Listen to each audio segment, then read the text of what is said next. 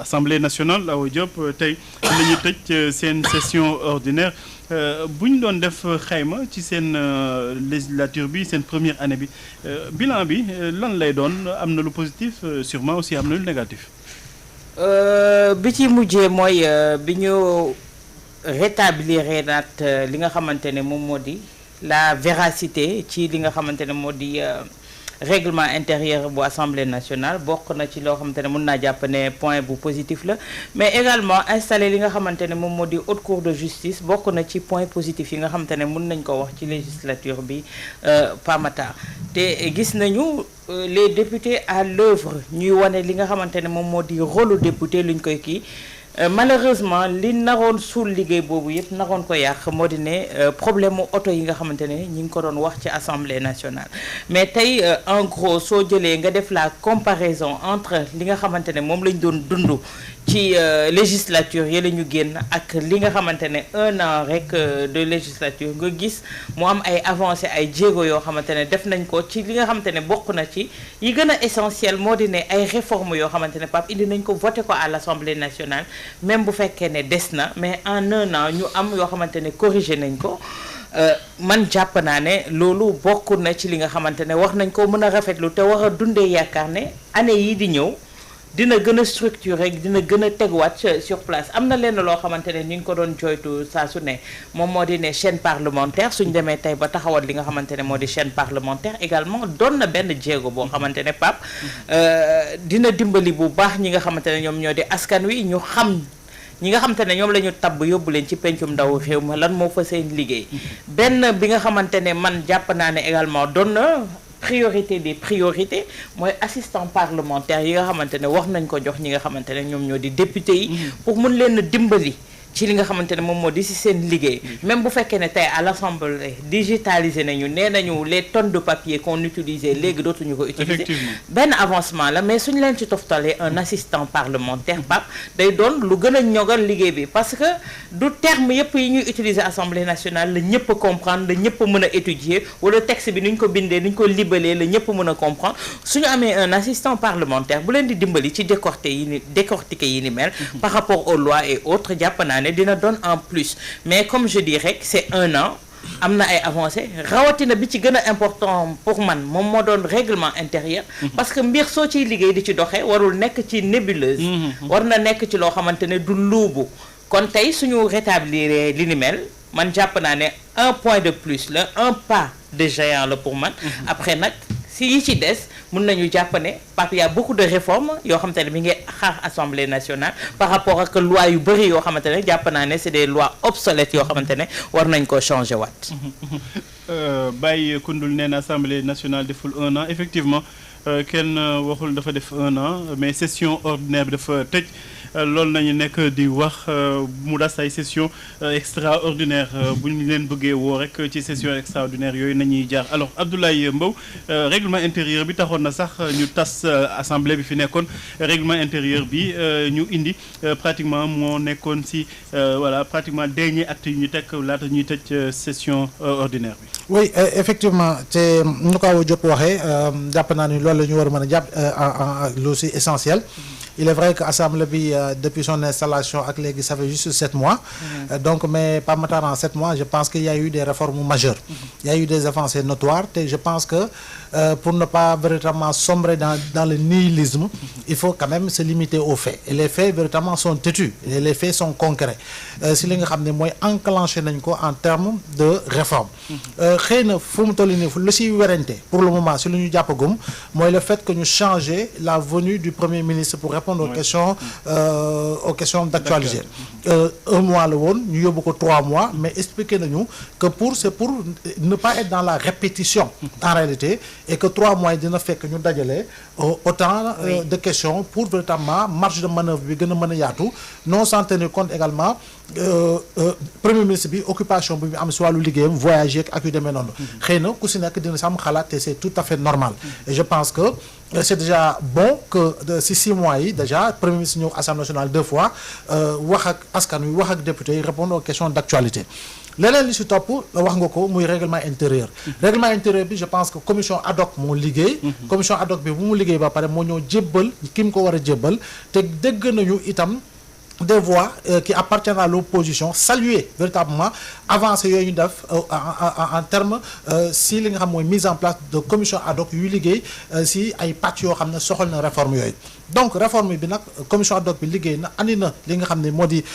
lu ñu voté pratiquement dama mën naa ko wax si li fa nekkoon à l'unanimité te nous avons tous entendu le député Tafsir Thioye wax ni effectivement li ñu war a waxtaanee kañ mooy réforme majeure réforme yu am solo yi nga xam ne Assemblée nationale enclenché na ko te règlement intérieur boobu ci la bokk règlement intérieur bu fi nekkoon dëgg am na loo xam ne une réforme n'est jamais parfaite par matin il faut quand même d'évolution en évolution ñu am lu ñuy soppiwaat te jàpp naa ne am na lu ñu war a soppiwaat ci règlement intérieur bi leneen lu ciy jafe-jafe andi werante mooy le fait que bu ñu tegee commission d'enquête parlementaire ñu war a woo magistrat bi xëy na député war nañoo leeral ndax magistrat du ministère public la maanaam les parquetiers wala magistrat bi nga xam ne dafa nekk magistrat du siège te magistrat du siège xam nañu l'instruction moom elle est de bout en bout secrète léegi jàpp naa ni foofu kan ci magistrat yi la ñu war a woo foofu tam dina baax ñu gën ko leeral pour ne pas véritablement ñuy andi collision entre deux pouvoirs yoo xam ne constitution bi leer na pouvoir judiciaire ak pouvoir parlementaire bokkuñu leneen lu ci am Awa Diop wax na ko mooy la chaîne parlementaire te chaîne parlementaire boobu tam yàgg nañ ko coow en 6 mois président El Malick Ndiaye teg na ko je pense que c'est une avancée bu am solo donc juste pour dire que réforme yu ñu enclenché ci 6 mois yi wala 7 mois yi te sax Abdoulaye chaîne parlementaire boobu dalay permettre ngay mën a seetaan les travaux en commission par exemple. Les travaux en commission c'est une révolution ñun journalistes yi ñaata année ñuy dem Assemblée nationale Awa Diop yàgg nañu toog box ba Ibrahima Thiomba mais mosuñu xam lan mooy xew ci commission yi kañ député ñoo ñuy jottali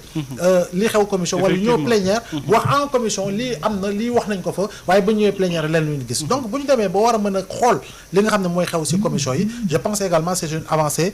majeure boo xam ne lu ñu war a saluer la l'autre élément te jàpp naa ni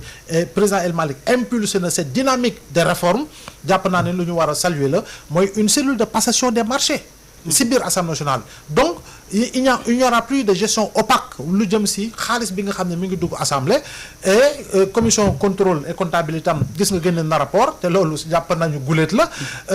li nga xam moo di questure Assemblée nationale na mu doon doxee ñëpp xam nañ ko jàpp nañu gis nañu ay changement ci li nga xam ne mooy xaalis bi ni ñu ko war a gérer te mu nekk deniers yoo xam ne dafay dugg Assemblée nationale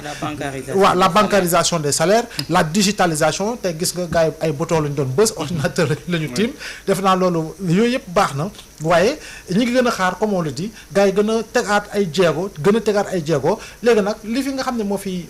fi werante pas Matar c'est ça reste toujours l'affaire des véhicules te man personnellement dama ne man personnellement ça m'engage man c'est ma réflexion mais pas Matar guleet ñuy werante ndax député war na am oto wala warul am oto guleet laa wax pourquoi les précédentes législatures daawuñu ko wax te xam nañu xel ni y avait un débat qui s'était posé bu ñuy si 14e législature indemnité en lieu et place véritablement de véhicule y avait une interprétation d'approche politique léegi nag ku si nekk moo koy am na mu koy gisee waaye dëgg ay lay yëwan bu ñu leen ne assemblée bi ñu ngi joxe 900 000 francs mais 900 000 francs yi bu ñu ko calculer sur 5 ans nangam la ci xaalis léegi nag naka la ñuy defee réforme la ñu war a def kañ pour véritablement inclure ko dans le règlement intérieur mu leer nañu réforme la ñu war a mën a def pour xam ni oto bu ñu jox député bi ça fait partie du parc automobile de l'Assemblée nationale def ko entretien yu war ba nga xam ne sur les 5 ans dëgg-dëgg oto bi du délabré am na ñoo xam ne pas Matar ñi nga am parc automobile seen buntu kër parce que am nañu ay 4 législatures nekk président commission nekk vice président ay parking la ñu oto seen kër te Assemblée nationale moo leen ko jox askan wi leen ko jëndal les gens n'en parlent pas député du wala koy déclarer panne sax pour mun ko jënd ci prix voilà mais député tamit du wala il est élu au même titre que le président au suffrage universel pourquoi celui-là qui est nommé peut véritablement s'arroger le titre de mën a dawal Land Cruiser ak yore yeneen oto ki nga xam ne dañu ko nommé par décret DGRTS par exemple il se retrouve avec un véhicule de 50 millions sa administration boo leen di déplacé wu fen ngeen gis 4x4 yi garé te c'est des directions léegi ñu ne député bi pour quelle raison warta am oto on te parle de xawma situation et consort mais je dis encore une fois micro bi nga gis tey la députée Awa Gueye de Touba handicapée qui descend en taxi devant l'Assemblée nationale loolu rek war na donner à réfléchir pour mettre nos députés dans de bonnes conditions. te député yooyu nañuy woowee honorable. Honorable voilà. D'accord. kooku tey image boobu ki ko capturé defe naa ne c'est une bonne campagne de com pour oto yi député yi war koo am parce que tey député bu jógee ba Touba war na la ñëw na fanaan si Dakar mais amul moyen de locomotion bi muy ñëw Dakar lan moo ko indi muy benn mu ñëw jël taxi wàcc buntu assemblée nationale ak taxi ak chaise roulante am ñu koy jàppale pour mu dugg biir assemblée nationale. yooyu yëpp c'est des